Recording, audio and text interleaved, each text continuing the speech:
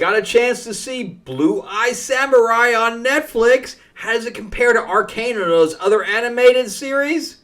Let's find out if it's good right now.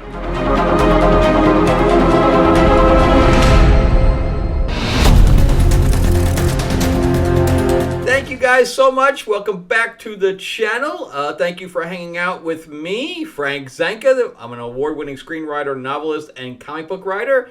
And thank you for watching me tirade on movies, comics, and etc. Board games as well. And so I finally got a chance to see Blue Eye Samurai. And I want to do a quick review on that. I got to watch all 8 episodes. Before we get into it, remember to like and subscribe. Give me the thumbs up. And I'm trying to grow out the channel, so anything you can do to help me there, that would be great. And also, Lords of L.A., my vampire mob comic set in 1950s Hollywood. We're doing issue 1 and issue 2. It's late pledge, so I will be retiring some of these covers. So if you can jump on that, that would be awesome. It's all obviously already funded through Kickstarter, but I have about 10 pages or so that I'm trying to get some financing for to finish up, and of course the printing of it as well. So anything you can give would be great. So if you can pre-order that, the description below will have the link, or you can just go into Indiegogo and type in Lords of LA. And let's jump into what we're doing here with Blue Eye Samurai. So this is by Michael Green. Michael Green has had some very hit and misses. He's a decent writer. He did Blade Runner, the new Blade Runner, among other things. So he's definitely a very proficient writer. He also did Logan. I know everybody loved Logan. He did Y the Last Man, 1 episode of that would die really bad death. American Gods, he did 8 episodes of that. Everwood, that was like 66 episodes he did of that. It's on the executive producer side. So on the writing side, he has 25 credits. This is where you're going to laugh. So he also did Jungle Cruise. So, like I said, he has hit and misses. Haunting in Venice, Death in the Nile, Murder on the Orient Expressway. He did all 3 of those. And as I said, Blade Runner, Alien Covenant, the story by that. So I was not a fan of that at all. So again, and he also did, get this, he did the Green Lantern movie, which everybody hated. But he also did the cartoon, which was Green Lantern Emerald Knights, which that was decent. Figure that out. He did 3 episodes of Heroes, Smallville, so, he did a Sex and the City episode.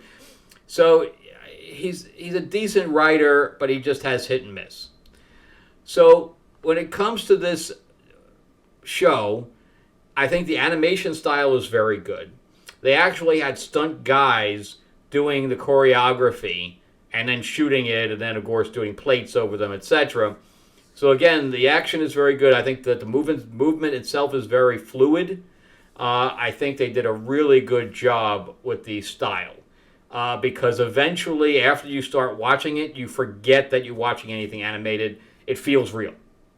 And, of course, they jump off the rails a little bit with the action. She gets out of some stuff that she should never be getting out of, but they do not shy away from the sex. They don't shy away from the blood and guts. They don't have any, as opposed to Disney, where they don't have any problem chopping off arms and legs and etc.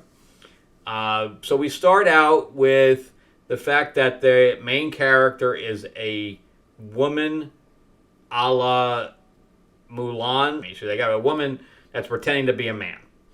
And she is on a vengeance mission to the 4 men that may or may not be her father.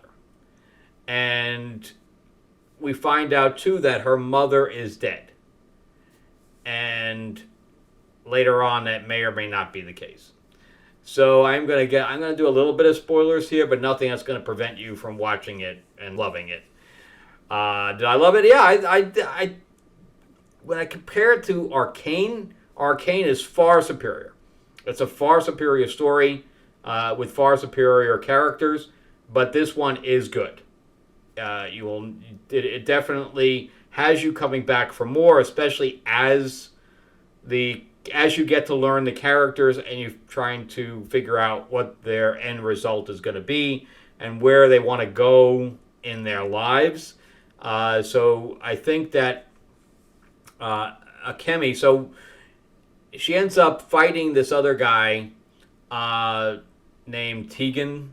I always get his name wrong. Tigan. But I always call him Tegan, but it's Tigan.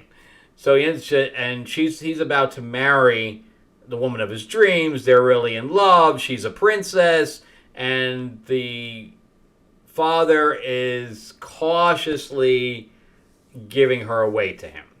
Is not happy about it, but he's like, oh, okay, whatever.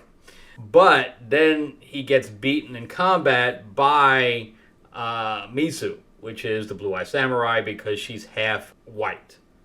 So she's half white, half Asian, and that's why she wants to kill her potential fathers, because she blames them for the way she is and her life and her mother's life, because she's had to stay in solitary, most of her life. She was treated badly by the rest of the families, etc. So it's all kind of an allegory to trans community. I don't know what they were trying to do here, but that's how it kind of felt, was that it was kind of an allegory to today's time and certain things. So that's why I think it's a little bit woke, but at least it has something to do with the story.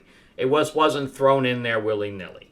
Like they do badmouth men a lot in this thing, mostly because it's the women are indentured. I mean, even the princess can't choose her own life and stuff to that effect. So, when she's talking to some of the prostitutes and stuff like that, they do badmouth men quite a bit. But again, it's in service of the story, so I can kind of let it go. I'm not going to complain about it too much. It just wasn't there just for political purposes. So I think the voice acting was very good. Of course, you can hear Randall Park's voice without any doubt. He has such a pronounced voice that it's hard not to pick him out immediately. Brenda Song plays the princess. And I think of all the characters, the actual princess has the biggest arc. She has even more than any of the other characters, including Misu, which is the main character. The main character really doesn't have an arc, and that's one of my problems with it. Like in Arcane, both the females have huge arcs. And because they start out together and then they split apart to their own destinies. Where here, you basically have the man with no name, right? Which is Misu's character is basically Clint Eastwood walking into town, a la Mandalorian, etc., and just kicking ass, and and some of the blade work and everything else is really good. And this vengeance mission leads her into working with all these other characters. And then you have Ringo, who is played by Masaoka, who is the guy from Heroes. Which, of course, this guy, Michael Green, wrote Ports of Heroes, so, of course, they would have a relationship. There's also Amber Nozumi, who is one of the creators, but she has no credits. So I assume that she came to him with an idea, and he kind of ran with it.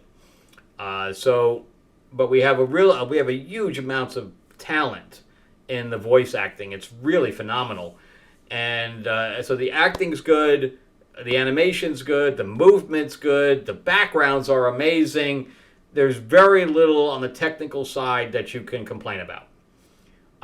And as the story progresses, the other characters, I think, is what adds to the main story.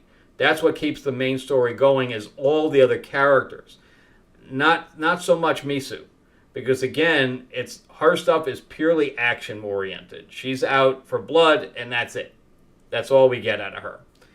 And there is one episode. First of all, let's go back to Ringo. So she meets Ringo in the first episode, and he's this big, you know, dumb guy kind of thing. We find out there's a lot more layers to him, but he has no hands. I mean, zero. He doesn't even have one. And he had a birth defect when he was born, that he just was born with no hands. So he's through his entire life, he's had to deal with having no hands, which is kind of weird, to have a character that has such a setback, but he's a cook, and I guess he cooks well, and his whole thing is that he wants to be great at something. So he becomes her apprentice, but he can't hold a sword or anything like that. And so they put knives and stuff like that in these bands that he has on his wrists, which they wouldn't stay very long, I wouldn't think, because they have nothing holding them there, so they would slide off. So, yeah, but he's a very interesting character. He's very likable, and I say all the characters are pretty likable. And then we see, so I kind of liked having Misu as a mystery, but there's an episode in there that has 3 different storylines that kind of ruins it for me a little bit, where we find out that her mom is not dead, and she knows that her mom's not dead because they end up spending a lot of time together, and then she ends up marrying a guy, and she becomes the wife for a little bit, and I think that kind of sets the character back, because I don't feel, after all that, I'm not going to tell you what happened in the episode, but I don't feel that what happened in that episode took away from the character. It didn't add to it.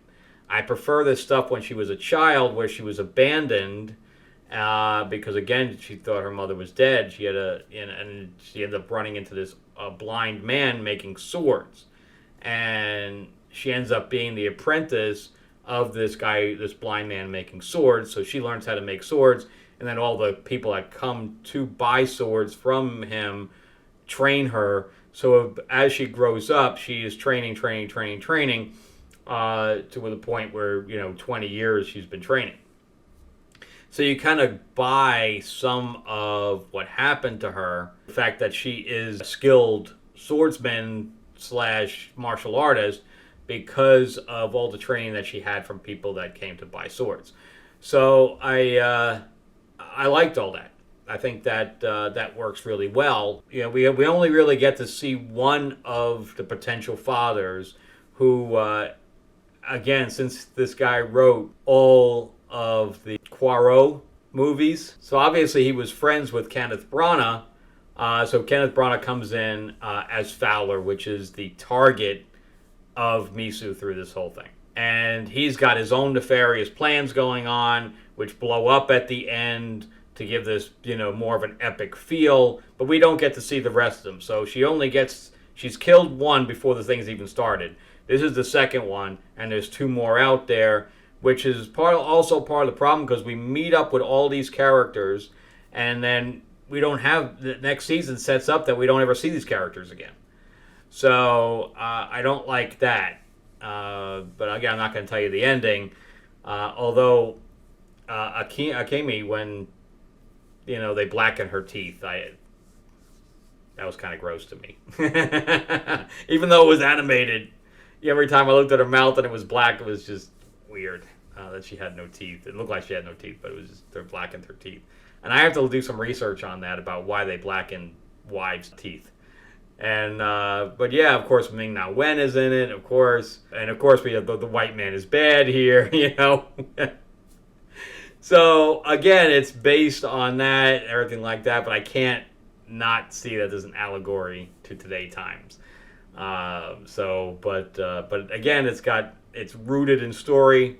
So good job on on hiding that stuff in the story, and not just making the glaring, white men are bad kind of situation. Cary Hawuka, I try to say him, but he's the one from Mortal Kombat. There's just a pile of guys, man. Voice acting is just off the chain. George Takei, I forgot that he was in it. George Takei plays Seki. Good stuff, man. Really good stuff. So, do I recommend it? Hell yeah. if you're a fan of martial arts, if you're a fan of Chinese/Japanese cinema, I definitely recommend it. Even if you're a fan of, westerns, because this does have a western feel to it.